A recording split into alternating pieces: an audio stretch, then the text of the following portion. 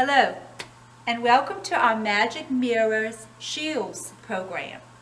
The theme for this summer's reading is Imagine Your Story. And we all know that this summer is going to be quite different than the summers that we're used to at the library. So, it's okay, we're all going to learn together. That's right. So, today we have some great crafts and some really fun facts for you guys. So, I'm going to turn it over to Miss Doris right now, and we're going to begin with the magic mirrors. Does anyone know how long mirrors have been used? Mirrors were first made in Germany only 200 years ago. That's not very long. And can anyone think of any fairy tales that have magic mirrors in them? Let's see. How about the Snow Queen? Or Beauty and the Beast? How about Snow White? Remember Snow White with mirror, mirror on the wall? Who's the fairest of them all? What did that mirror say? Let's find out. I'm going to read you the story of Snow White. So, everybody get comfortable. Listen to my story. Snow White and the Seven Dwarfs. Once in a faraway land, a king and a queen had a lovely baby daughter. She was born on a cold, snowy day, and the queen said, "Our daughter is as beautiful and wonderful as each falling snowflake. We shall name her Snow White." Oh, but sadly, the queen died while Snow White was quite young. Some years later, the king decided to marry again. He introduced Snow White to his new wife. "I will be your stepmother, Snow White," the woman said. "I'm sure you and I will get along quite well." Snow White shivered because she was afraid of her stepmother. The new queen, she was a powerful magician. She was evil and she was vain. Every day she would look into her magical mirror, and looking at it she would say, "Mirror, mirror on the wall, who's the fairest of us all?" And the mirror would say, "You are the fairest." And the queen would smile. But when the queen came to live with Snow White, the mirror's answer changed. "Who is the fairest of them all?" the queen asked. "Snow White's the fairest," the mirror answered. And Snow White's lovely face appeared in the magical mirror. The queen flew into a rage. "She will not be the fairest in the kingdom for long." And she called in a huntsman. "Take my stepdaughter far into the woods until she is outside of the kingdom, and then leave her there." The huntsman tried to protest, but the queen insisted, "Do as I say, or I'll have your head, and your wife's too. You are not to tell anyone about this." So the huntsman did as the queen ordered, and he took Snow White and he left her in the woods, unable to find her way home. All alone, all by herself. And after much wandering, Snow White came upon a small cottage. She knocked on the door, but no one answered. Snow White was very cold, and she was tired, so she let herself in. Once inside, Snow White fell sound asleep. She didn't even hear the owners when they came home.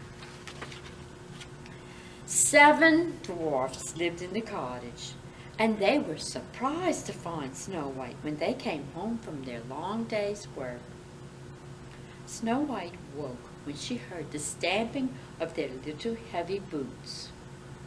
After a moment's fright, she saw their gentle smiles, and she knew that she was among friends. Snow White told the dwarfs all about her wicked stepmother. Please stay here with us, the dwarfs cheered. Thank you, said Snow White, and I will take very good care of all of you. Snow White loved taking care of the dwarfs and their home. She didn't know, however, that the huntsman had not taken her far enough into the woods, and that she was still within her father's kingdom. But the queen knew. The mirror still said that Snow White was the fairest in the kingdom, and the queen was furious. She decided to get rid of Snow White once and for all. With her magical powers, the queen put an evil spell on a silk ribbon, and then she disguised herself as an old peddler. And she went to the dwarf's cottage. And when she got there, she tricked Snow White into buying the ribbon. No sooner had Snow White tried on the ribbon when she fell to the floor in a deep sleep. But luckily, the dwarfs took the ribbon off as soon as they found her, and Snow White woke up. You must be very careful of strangers, the dwarfs scolded, because the dwarfs really liked Snow White, because she took very good care of them. But when the queen came again in disguise, Snow White forgot what the dwarfs had told her, and she accepted an apple. The apple was poisoned, and after one small bite, Snow White fell to the ground. This time, the dwarfs did not know how to save Snow White. It appeared that their friend would never awake again. So sadly, the dwarfs placed Snow White in a beautiful glass box filled with snow white roses. They carried her to a very peaceful spot in the forest. Just as they were saying goodbye, a prince on a fine white horse stepped in to see what was happening. The prince gazed at Snow White, and he was so overcome by her beauty that he bent and he kissed her very gently. And he wished that she could be his bride. As he did so, Snow White's eyes began to flutter, and she woke from her deep sleep. The dwarfs danced and they sang happily when Snow White told the prince what happened. And he asked her to marry him, and Snow White accepted. The dwarfs followed Snow White and her prince to the edge of the forest. Snow White promised to come back and visit them often, and then Snow White and the prince rode off to live happily ever after. The end. So, boys and girls, today we're going to make our own magic mirror. You'll need your bag of supplies from the library. In that bag you will find your magic mirror, some magic jewels, a piece of aluminum foil, and your instructions for your craft. At home you will need glue and scissors. So everybody get their stuff together and we will get started. The first thing we're going to do is cut our aluminum foil, because this is going to be our mirror. See how shiny? Now, you can cut your mirror in any shape you want. You can cut a square, you can cut a heart, a diamond, an oval, whatever you want, just so long as it's going to fit on the hand of your face mirror. So, I'm going to cut an oval. To cut an oval, I'm just basically going to make a half, like a quarter moon.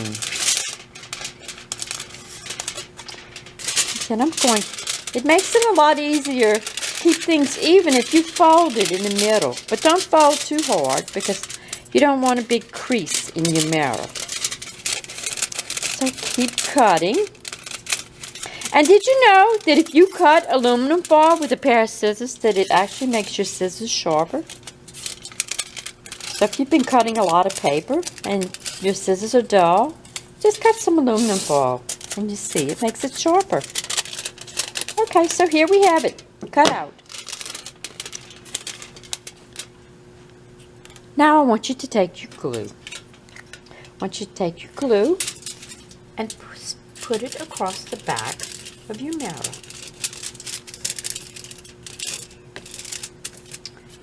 And then you're going to place it on your mirror.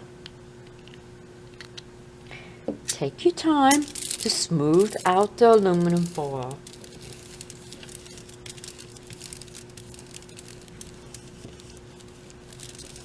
So it's nice and smooth.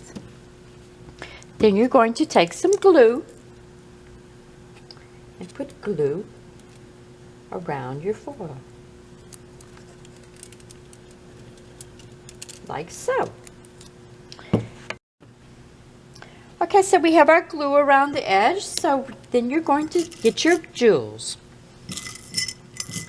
You should have several different color jewels. And you can make whatever pattern you want. You can start at the top with your favorite jewel, and just go along the edge, placing your jewels to where they cover part of the aluminum foil and part of the mirror. And you're going to keep going all the way around, making your design until it's the way you want it. Remember, mine's not going to look like yours, and yours is not going to look like mine, because this is our own personal creation. Everybody's artwork looks different because we're all different. And when we make a craft, we're expressing ourselves, so nobody's is going to look the same. So keep gluing until you're finished all the way around. This might take you a little while, so I'm going to show you what your finished mirror would look like. Now, you might want to put some ribbons on the handle or personalize it by putting your name. If you have glitter at home, you can add more glue and put glitter. You can do whatever you want to make your magic mirror your own. Once your mirror is finished and dried, I want you to look at your mirror and I want you to say, you are kind, you are smart, you are important. And every time you look in the mirror, I want you to remember that. And you remember this all day. And it will make you feel good. And when you feel good, it helps everyone around you feel good. So I hope you enjoyed this craft. Okay, now it's time to go to the second part of our program and make your shield. Let's talk a little bit before we start about shields. So we can see we have some shields here. And who do you think might have actually used a shield? Does anybody have an idea? How about knights? That's right. Knights lived a long, long time ago during a time period that we call the Middle Ages. There was constant fighting in Europe. A lot of times, regular people, farmers, peasants, they fought too. But they fought on foot and they used farm tools to fight, but not the knights. Knights had armor, swords, they had shields. Knights were actually pretty much born to be able to be a knight. So it's an interesting story. They were actually like celebrities, of the Middle Ages. Does anybody know what a celebrity is? Like a famous person, kind of like Ryan from Ryan's Tour Review. I know you guys know who that is. Well, anyway, when a boy was about 7 years old, they actually became what was called a page. So they were in service to someone who was already a knight. And they learned to ride a horse, and they learned to hold the shields, and they kept the knight's equipment clean. And by the time they got to be 14 or so, they became a squire. So they usually served the same knight for about 7 more years before they were old enough and had learned enough to become a knight themselves. Then there was actually a ceremony where they became a knight. Knights lived by a set of rules called the chivalric code. And 2 of the most important rules for them, were to be brave and honest at all times of war and peace, and to help the poor and the weak. So if we look here, we can see a knight in all of his armor. We can also see the different parts of the knight's armor. Here's his helmet, and this was called a hauberk, which was made of, it was chainmail. And you can see that the knights wore that underneath their plate armor. So they were really safe from arrows, from swords, any fight that they were in, they were pretty well protected. The horses as well. They also wore a type of armor when they were in battle with the knights. Now, the most important thing for a knight besides his suit of armor was, of course, his shield. And the really, really cool thing about shields, as you can see on this knight's shield, you see that he has a unicorn, and his shield is blue. In your bag from the library, you have a picture like this that shows you an example of making your very own shield. Now, colors were important. The color green meant hope. The color blue meant loyalty. Gold meant generosity. And then the symbols meant things too. The owl was for wisdom, the bear was for fierceness, and the eagle was for strength.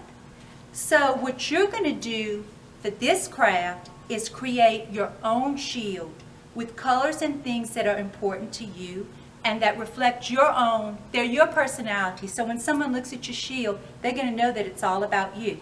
And I'm going to show you an example. Here's the shield we made for the library. So you can see that we have blue for loyalty, we have green for hope. And on our shield, we put a tree, a book tree. And then we put some kids on the other side because we really miss you guys. And we think about you all the time. So you're on our shield. And on the scroll on top, we put WEB, which stands for West End Branch Library. So this is our shield. Your shield's going to be plain like this. You can color it, you can paint it, you can use markers, and I'm going to show you some examples of some different shields that you can make, and here they are. See? Everybody's is divided into different, some are 4, some are 6, some are 3, and what they've done, these kids have created their own shields with things that are important to them, like church, a ball, reading books, flowers, traveling with family. This is a beautiful one with a dragon, ballet shoes. Anything that's about you is how you want to make your shield. And in your bag, also you have this too. So you can write your name on it, you can write a message on it, and you cut it out and you attach it to the top of your shield like we did with our shield. So it's going to be a really fun thing to do, and I think you're really going to enjoy it. Again, you can paint. You get Mom to help you get some paints out, or you can just use markers and divide everything up, or crayons, and you can decorate with whatever you want on your shield. And the last thing that you have in your bag is a nightly quest of good deeds. So this is divided up. Remember we talked about the knights, that they lived by a code. Caring, giving, serving, and thanking. And here are some things on here that you can do if you want to see what it was like to be a knight. I think you'll have a really good time with your shield and also with your mirror. We hope you enjoyed it. We enjoyed bringing it to you. You guys be safe, be well, and we'll see you again next time. Thanks.